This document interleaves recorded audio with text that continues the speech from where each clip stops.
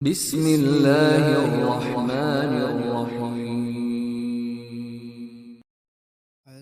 رسول اللہ صلی اللہ علیہ وآلہ وسلم نے فرمایا، اگر کوئی شخص صحبت کرے اور منی نہ نکلے، فرمایا کہ وہ وضو کرے جس طرح نماز کے لیے وضو کرتا ہے اور اپنے عضو کو دھو لے۔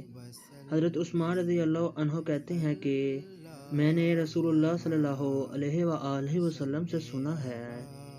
زید بن خالد کہتے ہیں کہ میں نے اس کے بارے میں حضرت علی، زبیر، طلحہ اور ابی بن کعب رضی اللہ عنہما سے دریافت کیا، سب نے اس شخص کے بارے میں یہی حکم دیا۔